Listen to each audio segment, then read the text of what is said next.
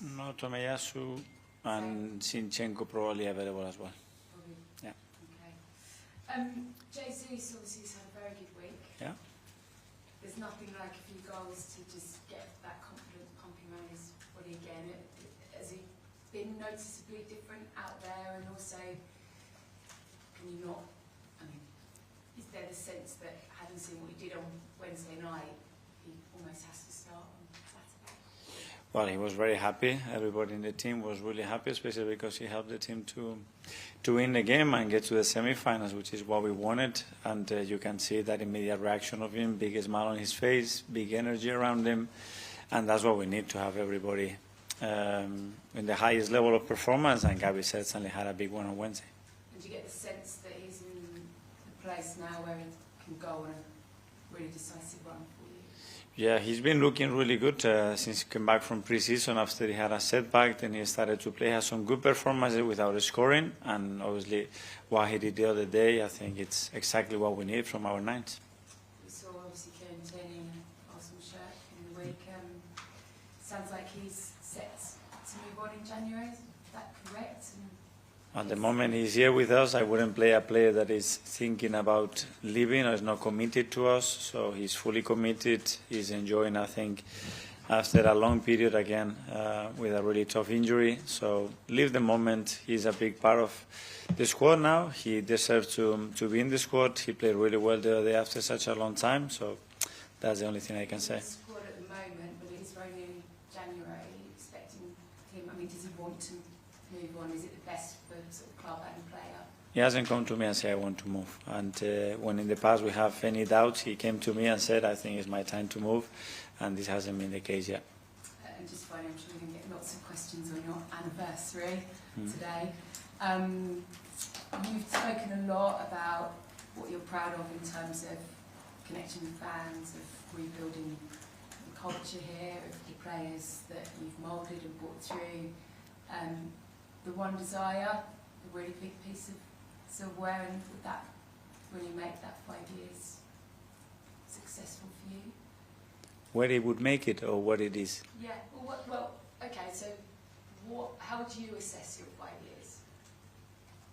That I really enjoyed it, that it's gone really, really fast, that I'm really grateful to be in the position that I'm in right now, and that I have a lot to learn, a lot to improve, and the best is yet to come. The best is yet to come. For you, it has to be sort of major silverware, 5 years' time? Well, this is what we want, that to be the big trophies right now, without losing the rest of the things that we have built. That's very important as well. Thanks. We'll go to Premier League with Sarah. Hello. Crystal Palace again. For you as a manager, is it easier or more complex to play the same team in such a tight turnaround? Is the prep a little bit different? It is different. Obviously, we played very recently. We analyzed them, so you don't have to do that too much. I'm sure that both teams will adjust a few things and probably change some personnel as well.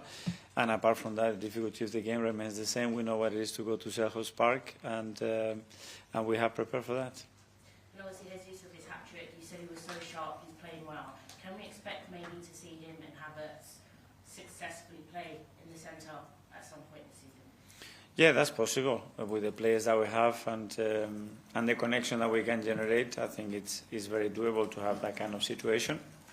And as I said before, really pleased for Gabi's performance, for the team's performance, and most importantly, the fact that we're in the semi-finals. And of course, happy anniversary, Thank 5 you. years at Arsenal. What do you think has changed the most at the club over your time period here, in yourself and in the culture? I don't know. From my point of view, the unity, the connection, and the fact that we are competing in big fronts right now, and we haven't managed to do that in the past years, and that's positive. But there is still a lot to do. Ian, talk to me. Hi, Mikel. How are you? Hi, good. First, can I get your reaction to the draw against Newcastle in the semi-final? Let's play them with two very difficult games. We know that the 4 teams that are involved in the semi-finals at the highest level, so it didn't matter who would draw, that the difficulty was going to be there. If you win or draw tomorrow, then I think it's the first time in 20 years a team in London has gone a whole calendar year without losing a London derby. I think you've played 10 so far, so tomorrow's will be the 11th. What's the secret to that, and how much what different is a London derby to any other game? Well, travel is here.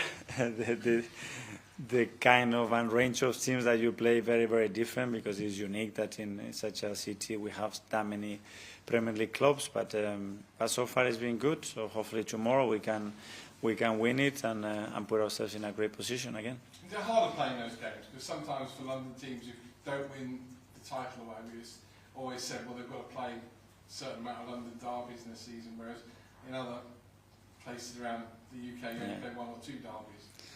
I don't see it that way. Obviously, when you look at the calendar of the Premier League, straight away you realize that every opponent is difficult. Every time you have to travel is difficult, and that's it. It's special. I think it's nice for our supporters. It's very convenient, I believe.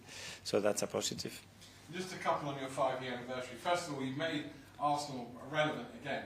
Title challenges again, trophy challenges again. But you also united the club with the supporters, which was important. Is that what makes you, in a sense, gives you the greatest satisfaction? Will that be your legacy here? Well, that's obviously a big part of it, and the other way, I think the other thing is that the fact that I really enjoy working with the people I work every single day, that we have built something together, and so many people have contributed in a big way to achieve that, and the fact that everybody is hungry and ambitious, that now we have to go to another level. That's it. I speak to a lot of managers all the time who've been at clubs for various lengths of time. You haven't changed in 5 years. You haven't got grey hair on your head. I have. How do you still look almost exactly the same now as you did 5 years ago? What is the secret? Because I've changed. Well, I think I have changed. Things are different. It's gone so fast, to be fair. You know, looking back, it's gone so fast. I enjoyed every minute of it.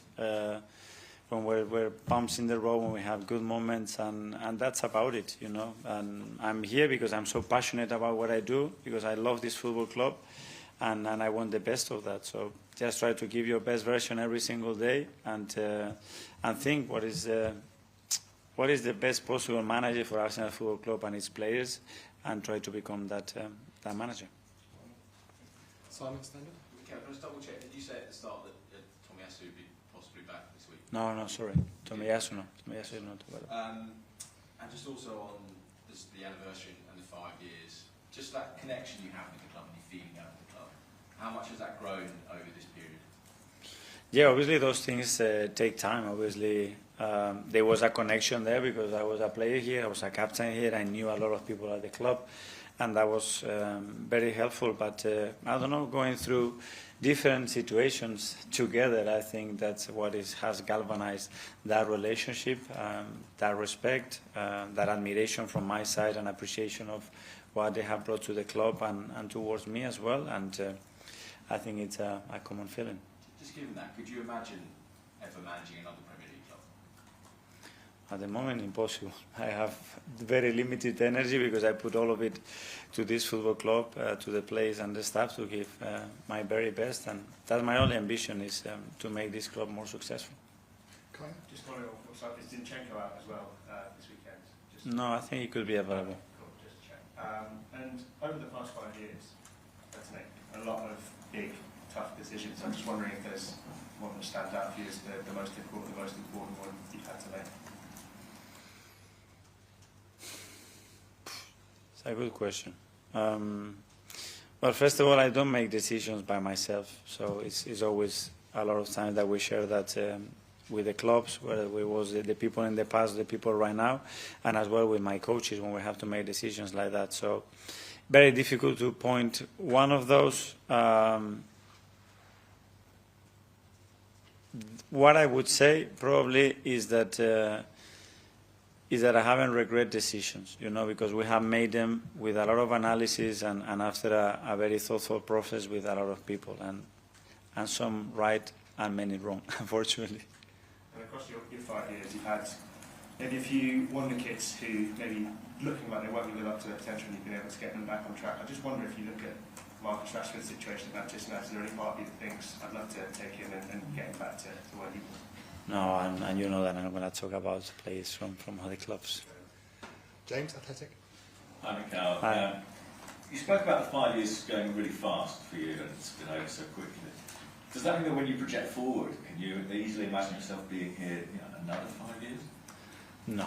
I mean, I think you have to live the present in this job, and obviously you have to plan for what is coming in the mid and long term, that's for sure. And we have a lot of conversation regarding that. But I think the energy has to be in the moment, and paying attention to every detail, understanding how things are working, putting more process in place to make better decisions, and always have that aim to keep everybody on this feet, to get the best out of them, and make sure that they feel part of what we do.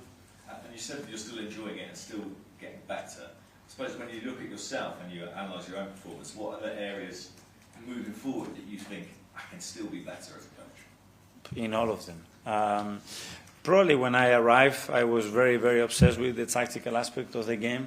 And then straight away, 2-3 months after I took the job, I realized that there was no tactics to do. We were at home sitting with COVID, so we have to look after the club and the players in a different way.